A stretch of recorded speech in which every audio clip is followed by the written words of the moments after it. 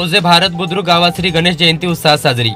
दिनांक 13 फेब्रुवारी 2024 रोजी मौजे भारत बुद्रुक गावात श्री गणेश जयंती साजरी करण्यात आली व तसेच गावामध्ये पालखी व दिंडी सोहळा साजरा करून गावामध्ये भव्य अशी रॅली काढून गावामध्ये वारकरी, टाळकरी व तसेच भजनी मंडळ व तसेच बालगोपाल यांनी या गणरायाच्या पालखीमध्ये सहभाग नोंदवला।